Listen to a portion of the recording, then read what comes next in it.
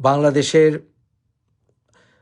রাজনীতির মহিষী নারী বেগম খালেদা জিয়ার অবস্থা আশঙ্কাজনক, খুবই অসুস্থ উনি। আপনাদের সবাইকে বলবো ওনার জন্য দোয়া করতে।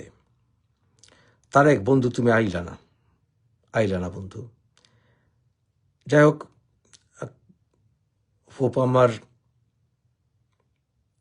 অবস্থা ভালো না, আপনারা সবাই ওনার জন্য দোয়া করবেন। দুঃখজনক হচ্ছে এই অবস্থায় তারেক এলো না, এটা আমার জন্য খুব দুঃখজনক। আপনারা আওয়ামী লীগ করেন, বিএনপি করেন,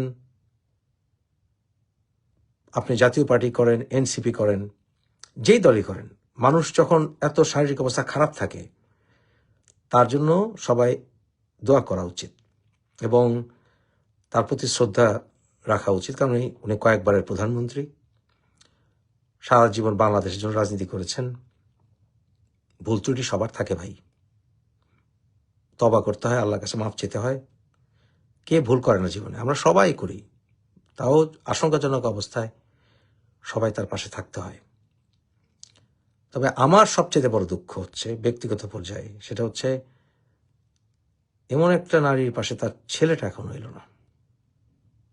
এটাই হচ্ছে সবচেয়ে বড় দুঃখ। কি সেই রহস্য, কি সেই কারণ, কি সেই ভয়, কি সেই চিন্তা?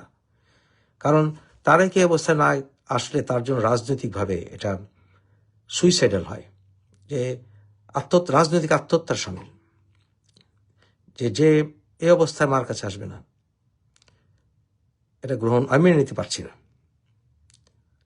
আমি বিএনপির সমস্ত নেতাদেরকে বলবো, আপনারাও খালেদা জিয়ার জন্য দোয়া করেন এবং অ্যাক্টিং চেয়ারম্যানকে বাংলাদেশে আসতে বলেন এবং তাকে বলেন যে সে এলে আমাদের সবার বিভেদ ভুলে আমরা নতুন বাংলাদেশ গড়ার স্বপ্ন দেখব। সব দল মিলে নতুন বাংলাদেশ, আমাদের সবার অতীতকে ক্ষমা করে দিয়ে সামনে এগোনো উচিত। প্রতিহিংসা বাদ দিয়ে দেওয়া উচিত, মানুষের ভুল ত্রুটি ক্ষমা করা উচিত। ভালো থাকবেন সবাই। খালেদা জিয়ার জন্য দোয়া করুন, ওনার অবস্থা আশঙ্কাজনক।